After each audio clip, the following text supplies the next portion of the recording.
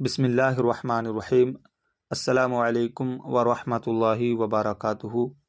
محترم طلباء کرام، امید ہے آپ سب بخیر و عافیت ہوں گے اور گزشتہ اسباق کی خوب اچھی طرح دہرائی کر کے کلاس میں حاضر ہوئے ہوں گے۔ پچھلے سبق میں ہم نے صفت اور موصوف کا بہت اہم قاعدہ سیکھا تھا، یعنی کسی چیز کی اچھائی، برائی، رنگ یا حالت وغیرہ بیان کرنا۔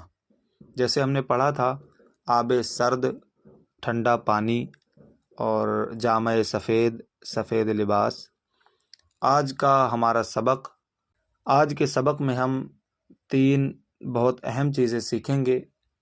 نمبر 1، پہلے تو ہم پچھلے سبق یعنی صفت موصوف کی کچھ مزید اور ترکیبیں دیکھیں گے۔ پھر ہم سیکھیں گے کہ فارسی میں کسی چیز کی طرف اشارہ کیسے کرتے ہیں، یعنی جیسے ہم اردو میں بولتے ہیں یہ اور وہ، اسے فارسی میں کیسے استعمال کریں گے۔ اور سب سے اہم بات، آج ہم فارسی میں ایک چیز کو زیادہ چیزیں یعنی واحد سے جمع بنانا سیکھیں گے کہ کوئی ایک چیز ہے اسے بہت ساری چیزوں کی صورت میں پیش کرنا ہو، جیسے ایک کتاب، اور اسی کو جب بہت ساری کتابیں ہوں تو پیش کرنا ہو، بہت ساری کتابیں یہ فارسی میں بیان کرنا ہو، تب کیسے بیان کریں گے، یہ چیز سیکھیں گے۔ سب سے پہلے ہم چند نئے الفاظ دیکھتے ہیں۔ خوش خو، اچھے اخلاق والا، خوش خط، اچھی تحریر والا، کارساز، کام بنانے والا، جاں باز، جان کی بازی لگانے والا یا بہادر بھی کہہ سکتے ہیں۔ کریم، کرم کرنے والا، عمیم، عام ہو جو چیز، سب کے لیے، یعنی کسی کے لیے بھی خاص نہ کی گئی ہو۔ غمگین کا معنی غمزدہ، اداس، رنجیدہ، اور شادماں کا معنی خوش۔ اب ترکیبیں دیکھیے۔ خدائے کارساز، کام بنانے والا خدا۔ یہاں خدا موصوف ہے اور کارساز اس کی صفت ہے۔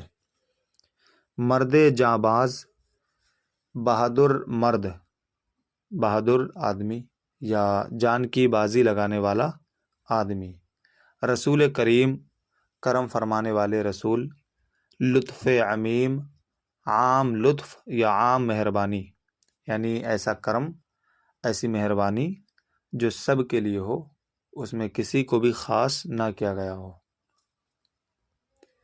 پسرے خوشخو، اچھے اخلاق والا لڑکا۔ کتاب خوشخط، اچھی تحریر والی کتاب۔ جان غمگین، اداس جان یا رنجیدہ جان۔ دل شادماں، خوش دل۔ محترم طلباء اکرام، جب ہمیں کسی قریب کی چیز کی طرف اشارہ کرنا ہو تو ہم اردو میں کہتے ہیں یہ، اور دور کی چیز کے لیے کہتے ہیں وہ۔ گرامر میں انہیں اس میں اشارہ کہتے ہیں۔ فارسی میں یہ بہت ہی آسان ہے۔ یہ قریب کے لیے آتا ہے یہ، اور یہ دور کے لیے آتا ہے یعنی وہ۔ جیسے اردو میں یہ کتاب کہتے ہیں، ویسے ہی فارسی میں کتاب کہیں گے۔ آئیے اب ان کی ترکیبیں دیکھتے ہیں۔ جا، وہ جگہ۔ کا معنی وہ اور جا کا معنی جگہ، وہ جگہ۔ جامہ، یہ لباس یا یہ کپڑا۔ یہ دور کے لیے ہے اور یہ قریب کے لیے ہے، تو کا معنی وہ اور کا معنی یہ۔ جامہ، یہ کپڑا یا یہ لباس۔ اسپِ چابک، وہ پھرتیلا گھوڑا۔ یہاں اشارہ ہے اور اسپِ چابک یہ موصوف اور صفت ہے، اور برادر من، یہ میرا بھائی۔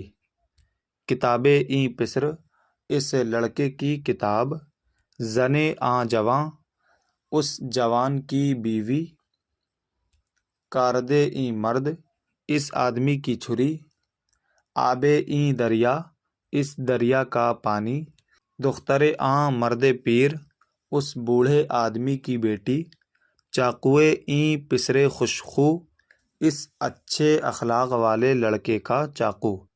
دیکھیں اس میں اشارہ، صفت، موصوف اور اضافت سب جمع ہو گئے ہیں۔ یعنی چاقوئے این، تو یہ چاقوئے یہ مضاف ہے تو مضاف، اور این پسرے خوشخو یہ مضاف الیہ ہے۔ اب ہم سبق کے سب سے اہم حصے کی طرف آتے ہیں۔ ایک چیز کو واحد اور ایک سے زیادہ کو جمع کہتے ہیں۔ فارسی میں جمع بنانے کے دو مشہور طریقے ہیں۔ نمبر ایک، لفظ کے آخر میں الف اور نون غنہ بڑھا دیں۔ یہ عام طور پر جانداروں کے لیے آتا ہے، یعنی واحد سے جب جمع بنائیں گے تو ہم دیکھیں گے کہ اگر کوئی چیز جاندار ہے، یعنی جس میں جان ہے، اب وہ انسان ہو یا جانور ہو یا پرندہ ہو، اس سے کلام نہیں ہے، کوئی بھی چیز ہو اور اس میں جان ہو تو عام طور پر اس کی جمع کے لیے الف اور نون غنہ کو زیادہ کیا جاتا ہے۔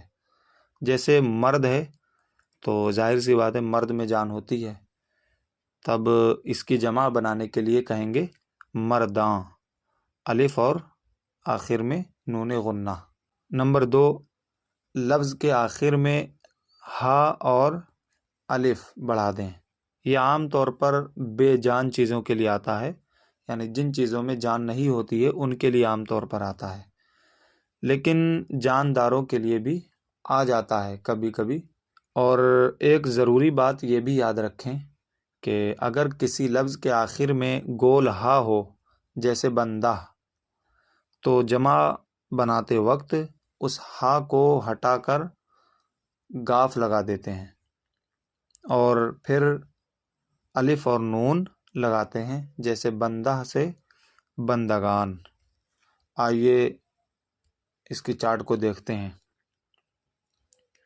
مرد ایک آدمی، مرداں بہت سے آدمی، زن ایک عورت، زنان بہت سی عورتیں، پسر ایک لڑکا، پسران بہت سے لڑکے، جامہ ایک لباس یا ایک کپڑا، جامہا بہت سے کپڑے، کار ایک کام، کارہا بہت سے کام، دست ایک ہاتھ، دستہا بہت سے ہاتھ، چشم ایک آنکھ، چشماں بہت ساری آنکھیں، اسپ ایک گھوڑا، اسپہا بہت سے گھوڑے، بندہ ایک بندہ یا ایک غلام، بندگان بہت سے بندے۔ اب ان جمع الفاظ کی ترکیبیں دیکھیے۔ مردان خدا، اللہ کے بندے، زنان ہند، ہندوستان کی عورتیں، پسران ماں، ہمارے لڑکے، جامہائے بندگان، بندوں کے کپڑے، کارہائے خدا، خدا کے کام، دستہائے شما، تم سب کے ہاتھ، چشمان سیاہ، کالی آنکھیں، اسپہائے چابک، پھرتیلے گھوڑے۔ محترم طلبہ اکرام، آج کا سبق بہت ہی بہترین تھا۔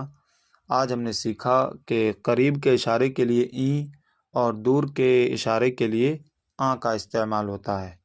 فارسی میں جمع بنانے کے لیے لفظ کے آخر میں عموماً الف اور نون یا ہا اور الف لگایا جاتا ہے۔ امید ہے کہ آپ اچھے سے سبق کو پڑھ کر اور اپنے ذہنوں میں بٹھا کر آئیں گے۔ پھر حاضر ہوتے ہیں انشاءاللہ عز و جل ایک نئے سبق کے ساتھ۔ السلام علیکم ورحمۃ اللہ وبرکاتہ۔